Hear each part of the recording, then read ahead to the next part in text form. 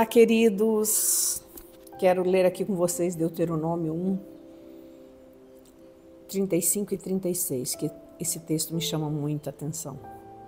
Nenhum dos homens desta maligna geração verá esta boa terra que jurei dar a vossos pais, salvo Caleb, filho de Jefoné. Ele a verá, e a terra que pisou darei a ele e a seus filhos, porquanto perseverou em seguir ao Senhor. Gente, esse texto eu fico impressionada, porque aqui era Deus falando para Moisés que daquela geração que saiu lá do Êxodo, milhares de pessoas junto com Moisés, daquela geração toda, ninguém entraria na terra, salvo, com exceção de Josué e Caleb, porque perseverou em obediência, em buscar ao Senhor e em seguir os princípios de Deus. Então, o livro de Deuteronômio, ele faz uma retrospectiva, né? Moisés, ele relembra ao povo das promessas feitas por Deus a eles, né? E a promessa de Deus era para todos, não era para dois. Olha, o Senhor falou para eles: esforçai-vos por entrar pela porta estreita, pois eu vos digo que muitos procurarão entrar e não poderão. Jesus falou isso para os seus discípulos, para aqueles que o ouviam. Sabe? Então, a promessa da salvação é para todos, sem exceção de nenhum. Mas existe um princípio, ou existem princípios que nós precisamos seguir para conseguirmos entrar. O povo de Israel ficou pelo caminho, morreu no deserto, porque eles infringiram os princípios de Deus. Eles não obedeceram os mandamentos ou as ordens que Deus havia dado através de Moisés. E com isso eles foram perecendo. Então, queridos, nós precisamos nos ater aos princípios. Há muita gente boa, há muita gente bem intencionada nas igrejas, mas que não conhecem ou não estão seguindo os princípios de Deus. Primeiro, quando eu venho para o Evangelho, ele me molda e ele me transforma. Não sou eu que tenho que moldar o Evangelho ao que eu quero, ou ao que eu penso, ou ao aquilo que me interessa. Não, o Evangelho ele me molda, ele me transforma. E se nós não formos confrontados, se você está numa igreja aonde você não é confrontado, aonde de vez em quando você não sente um certo pesar pelo seu pecado ou vergonha pelo seu pecado, pelo nosso pecado, pode desconfiar dessa igreja. A igreja verdadeira, a igreja de Cristo, leia as cartas de Paulo que você vai ver isso. Paulo, ele era tão contundente que ele chegou a dizer e a orientar a igreja que o bispo ou pastor, quando ele errasse, era para chamá-lo na presença dos demais, discipliná-lo para que isso gerasse temor nos outros. E eu pergunto para você, o que é que nós estamos vendo nas igrejas hoje? Hoje as pessoas estão tão com aquele evangelho adaptado, ou como diz o pastor Leandro Vieira, evangelho híbrido, que não é mais o real, não é mais o verdadeiro, que ele foi sendo modificado de tal forma que hoje se plantar não gera mais semente, porque é híbrido. Você sabe que uma semente híbrida ela não serve, né, para a plantação.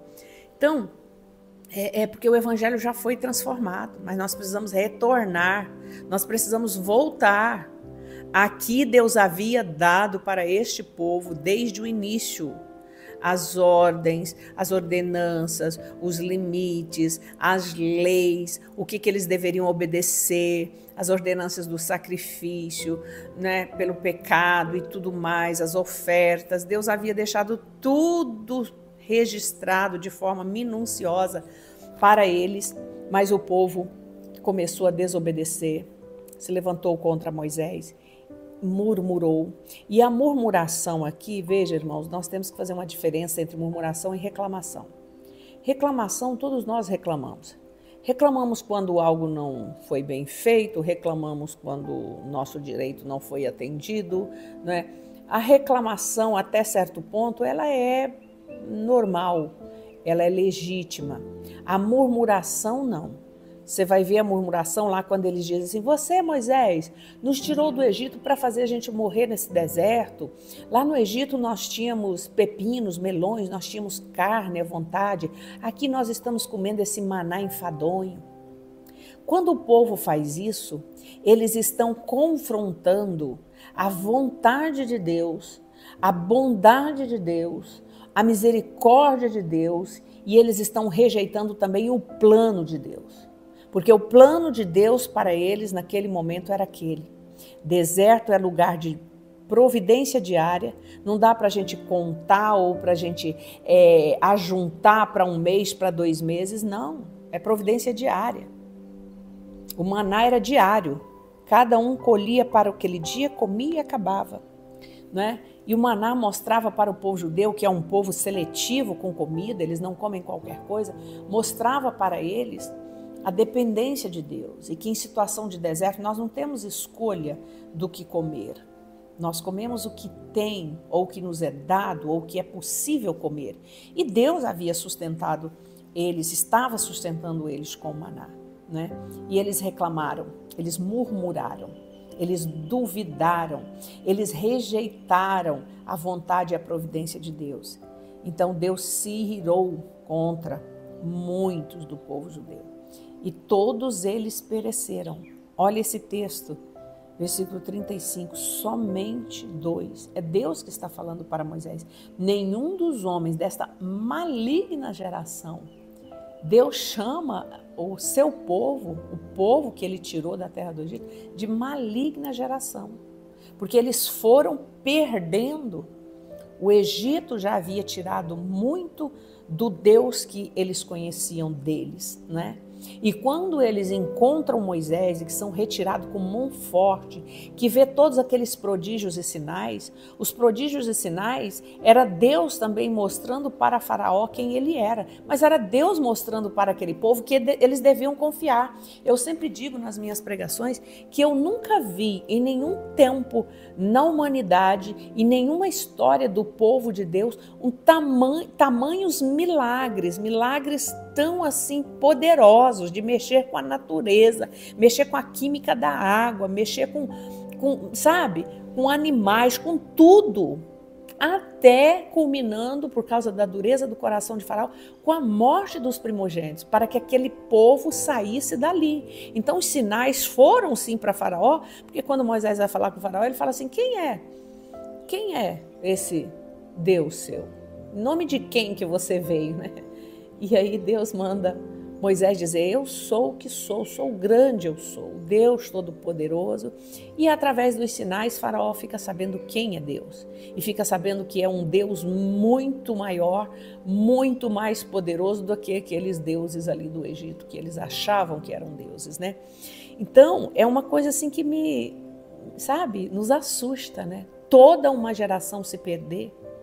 Então, queridos, eu trago para você esta palavra porque eu tenho visto, pais, geração de líderes, de pastores, gente que começou bem, começou vendo os milagres de Deus e hoje se perdeu, não permaneceu nos princípios de Deus para a vida, para a comunhão, para a família, para o trabalho de Deus na igreja. Então, em nome de Jesus, se levante, entre nesse posicionamento de Josué e Calebe. A Bíblia diz que eles tinham um espírito excelente. Deus havia prometido para eles a terra. E os espias, quando foram ver, disseram que era uma terra horrorosa, cheia de gigantes, que ninguém ia entrar. Josué, que tinha esse espírito excelente, porque ele confiava na promessa. Ele obedecia os princípios. Ele disse: não, vamos entrar sim. Não somos gafanhotos aos olhos deles, não. O Senhor vai nos dar a terra, né? Que você esteja nesse grupo, esse grupo que tem um espírito excelente. Deixa o Espírito Santo trabalhar no seu espírito, deixa o Espírito Santo te transformar, deixa o Espírito Santo te guiar, te levar para onde Deus quer que você vá. Você precisa entender isso. Crente, cristão convertido não tem vontade própria. Nós vamos para onde o Senhor nos levar, nós vamos para onde a palavra diz que nós temos que ir. Isso não é fácil, mas foi assim que Jesus disse: se alguém quer vir após mim, negue-se a si mesmo, tome cada dia a sua cruz e siga-me. A negação do eu nesse mundo hedonista que exalta o ego toda hora, todo momento, todo tempo, é terrível. Você tem que se crucificar todo dia. Mas em nome de Jesus, eu creio que o Espírito Santo está trabalhando em muitas mentes e muitos corações. E eu deixo para você esta palavra. Vale muito a pena. Vale muito a pena estar nos princípios, vale muito a pena seguir a Deus, vale muito a pena caminhar com Ele. E o final, nós estaremos para sempre com Ele. E está próximo, está perto. Que Deus te abençoe, meu querido que está me ouvindo. Curta aí, se inscreva no canal, compartilhe esse vídeo com mais alguém e Deus te abençoe, em nome de Jesus.